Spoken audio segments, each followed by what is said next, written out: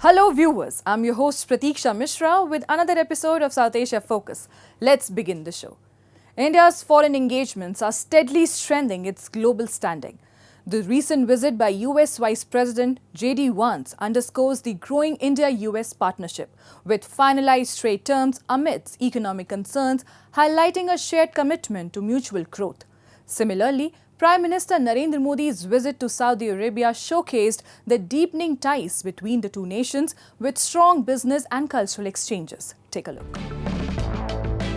India-US relations have evolved significantly over the years, transitioning from a partnership based on shared values to a comprehensive strategic alliance. This evolution was further underscored by the recent official visit of US Vice President J.D. Vance to India, accompanied by Second Lady Mrs. Usha Vance, their children, and senior members of the US administration. During his visit, Vance announced the finalization of terms for a trade deal between the US and India, marking a significant step forward in bilateral relations. This deal comes amidst concerns over the potential impact of reciprocal tariffs, underscoring the shared commitment to mutual economic growth. The visit also provided a platform for both sides to review progress on previous agreements and discuss regional and global developments of mutual interest. As many of you are aware, both of our governments are hard at work on a trade agreement built on shared priorities, like creating new jobs, building durable supply chains, and achieving prosperity for our workers. In our meeting yesterday, Prime Minister Modi and I made very good progress on all of those points. And we were especially excited to formally announce that America and India have officially finalized the terms of reference for the trade negotiation. I think this is a vital step. The finalization of these trade terms marks a significant milestone in the ever-deepening relationship between India and the US. As both sides work toward a final agreement, key officials from both countries are actively engaging in talks to ensure the deal's success. J.D. Vance's presence here right in the beginning of the Trump administration, the second Trump administration, I think holds its own significance. And I'm sure the balance of trade in the larger terms will also be sorted out. You know that our top negotiator, the next Commerce Secretary of India, would shortly be traveling to United States. And you had their top trade negotiator, Brandon Lynch, coming here. Continuing on the theme of India's growing global partnerships, Prime Minister Narendra Modi's recent visit to Saudi Arabia highlights another significant milestone in the country's diplomatic engagements. During his visit, he held high-level talks with Saudi leadership, co-chaired the Second Strategic Partnership Council, and emphasized bilateral cooperation across vital sectors. This meeting built upon the outcomes of the inaugural session, reviewed progress in key areas, and set ambitious goals for the future. A key pillar of this evolving relationship is the growing business-to-business engagement between India and Saudi companies, particularly in emerging sectors like infrastructure, pharmaceuticals, and technology. Already we are in ties with many companies in India, working together in many sectors, construction, infrastructure, pharmaceutical. So there should be always there is a gap, or always there is a development to be adding value, to see the latest technologies, see what's out there, and vice versa. India's reputation in technology is very well and solid, so people like to collaborate and have a knowledge transfer of many Indian calibers and business professionals. So we have many projects, as everybody knows, happening in the kingdom, and they're all going to be latest, smart, technological, and up-to-date technology. The visit also touched upon the rising soft power linkages between the two nations. One symbolic example is the growing global appeal of yoga, a cultural bridge championed by India and supported enthusiastically in Saudi Arabia. The recognition of the International Yoga Day actually was a result of the efforts of the Honorable Prime Minister, and we all in yoga field thank him for that, because the Yoga Day is not just a celebration for one day. New people come to know more about yoga. Yogis are excited to celebrate this day. Even in ministries of sports around the globe, national Olympic committees, federations, all these entities, yoga centers, yogshalas, all types of yoga, yogasana, yoga therapy, traditional yoga, practitioners of spiritual yoga, everybody celebrates yoga. So it's a big global phenomena happens. Just as diplomatic engagements were progressing, news of a deadly terror attack in Kashmir prompted Prime Minister Modi to cut short his visit. Even as the visit was curtailed, the message from Riyadh was clear. India and Saudi Arabia are entering a new chapter of strategic partnership, one built on mutual respect, shared security goals, and a vision for global leadership in innovation and culture.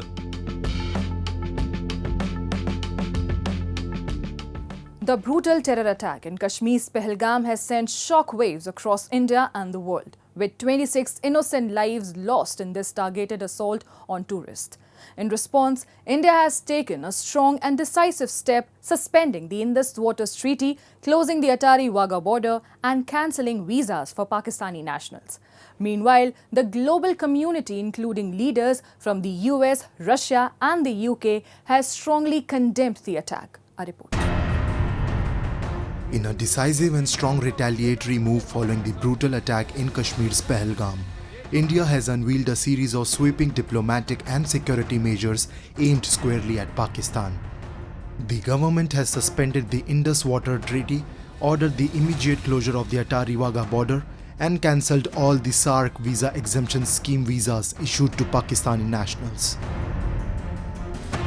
Recognizing the seriousness of this terrorist attack, the CCS decided upon the following measures.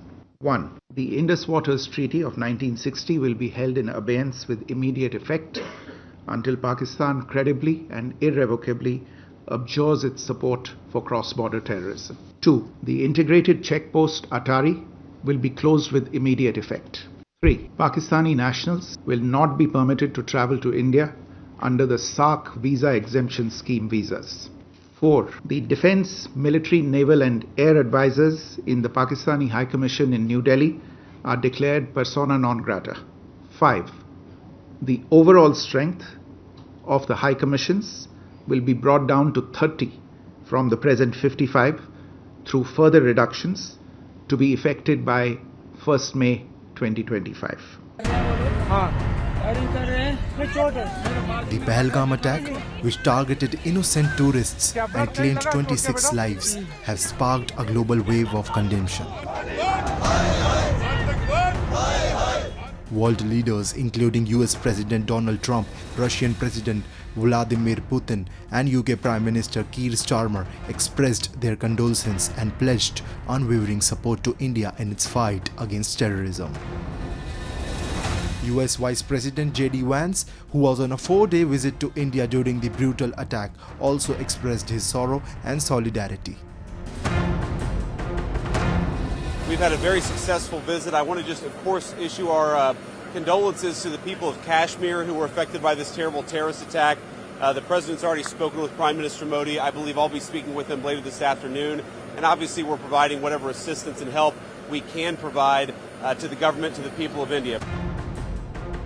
The voices of outrage are also growing louder from the diaspora of Pakistan-occupied Jammu and Kashmir, where exiled activists now living abroad have condemned the Pahalgam attack in the strongest possible terms.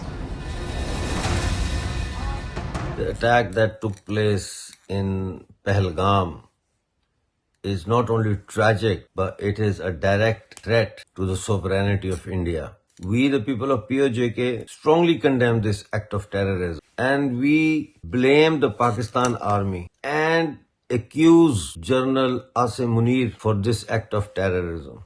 The TRF, everyone knows, is a front organization of Lashkar-e-Taiba, and Lashkar-e-Taiba is the brainchild of Pakistan Army and ISI. Only a few days ago, General Asim Munir was threatening genocide of the Hindus when he said that we are two different nations, we have different destinies, we cannot live together, while forgetting that they are 250,000 Hindus living in Pakistan. And then this attack takes place. I personally believe that that speech was actually a green signal for this operation. He was asking them to go ahead.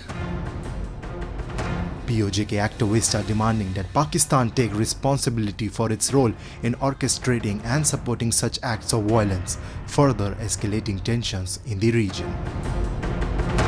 This is very unfortunate that Pakistan still using terrorism, extremism, fundamentalism as its foreign policy tool and exporting terrorism into the region. We have been constantly demanding from international community and all those organizations who are actually working as a watchdog on all these issues, including Financial Action Task Force and United Nations Security Council, where Pakistan sit as a non-permanent member since 1st of February 2025. As international pressure mounts and India doubles down on its diplomatic offensive, the message is clear. Pakistan can no longer shield terror proxies without facing the full weight of global scrutiny and strategic retaliation.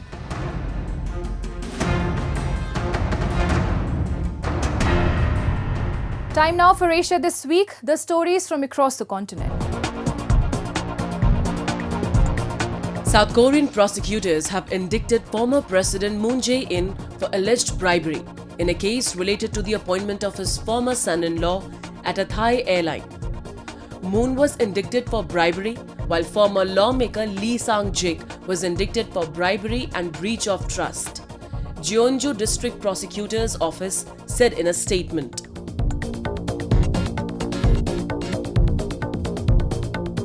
The death of Pope Francis on April 21, 2025, at the age of 88, following a cerebral stroke, has elicited an outpouring of grief and tributes from leaders and communities across Asia.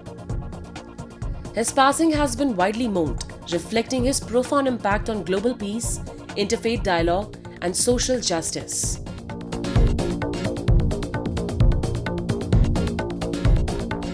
International Monetary Fund Managing Director Kristalina Georgieva said that for China to shift its economy toward higher growth, it will need to end a property crisis, add social safety net protections, boost its services sector, and let private sector companies reach their full potential.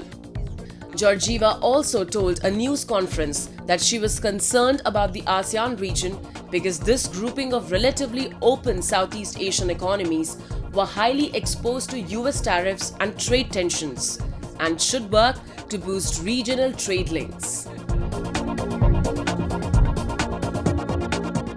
Following the Pahalgam attack, a recent video of POJK's puppet Prime Minister Chaudhry Anwar-ul-Haq has gone viral, in which he is seen openly supporting terrorism and glorifying violence.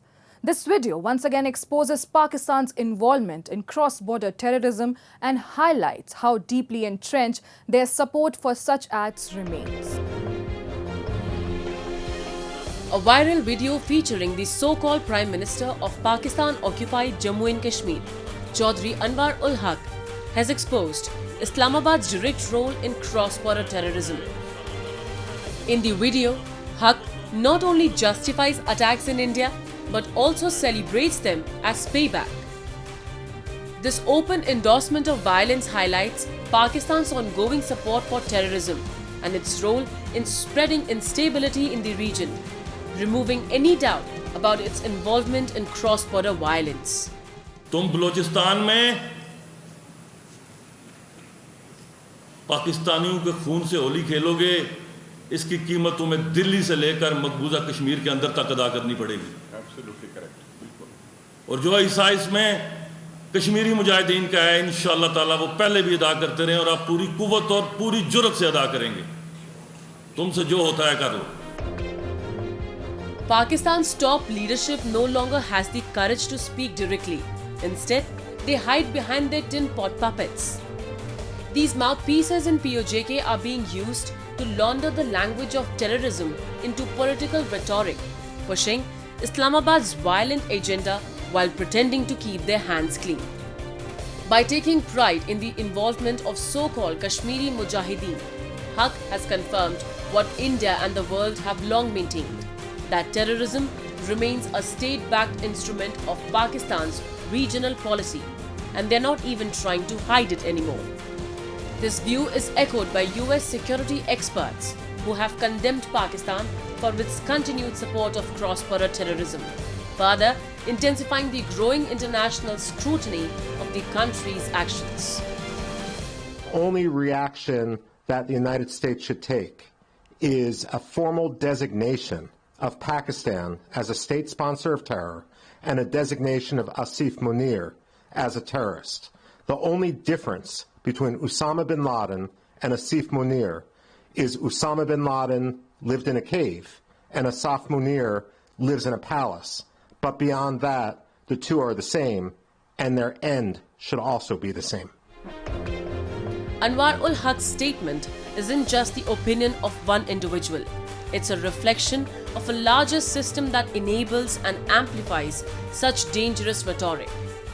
His words represent a mindset and policy deeply embedded within the Pakistani establishment. Terrorism remains deeply entrenched in Pakistan's regional playbook, and the world must now decide how long will it continue to look the other way. Tens of thousands of Afghan refugees are being forced to return to a homeland many have never seen. Following Pakistan's nationwide crackdown on undocumented Afghans, families are packing up decades of life in exile and heading back across the border. For most, it's a painful transition filled with uncertainty. Take a look. Many Afghan refugees are returning to a homeland that is complete unknown to them, as neighboring Pakistan launched a large-scale crackdown on undocumented Afghan nationals. Islamabad has warned all Afghan nationals who have no legal documents to stay or those holding Afghan citizen cards to return home or face deportation. For many of these refugees, this means uprooting them from the only homes they have ever known. दिल नहीं लग रहा था आने का भी, लेकिन फिर भी बहुत मजबूरी थी। भाई ने समझाया कि चलो तो यहाँ पे जाके नेशनलिटी लो, उधर की भी नहीं होगी तो इधर की भी नहीं होगी, फ़ायदा कुछ नहीं, अपना मुल्क है जाएं। तो फिर बड़ी कोशिश, दिल से नहीं लग रहा था, पर फिर भी मैं जो है आ गया हूँ। With nowhere else to go, he could only look towards Afghanistan for support, a country still reeling from economic collapse and political instability. हमें भी फिर आपने तैयारी कर लिया, बस आ गए। बच्चे बहरा पढ़ रहे थे, कुछ पंजवे में, कोई सातवीं में, कोई मैट्रिक मतलब ऐसे पढ़ रहे थे। तो अभी आ गया, चलो परेशानी के सामने तो है, लेकिन मतलब होना चाहिए तालीम वगैरह। तो हम भी यही कोशिश करेंगे कि मतलब इनकी तालीम वगैरह हो जाए, अच्छी बात है।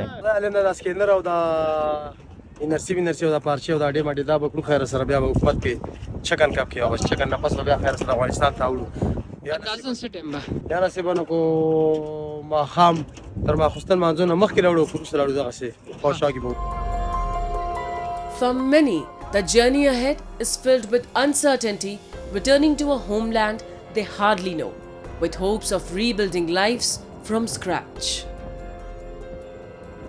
As families like Mir Ali's cross the border, they carry with them not just their belongings, but a deep longing for stability, identity, and a future beyond displacement.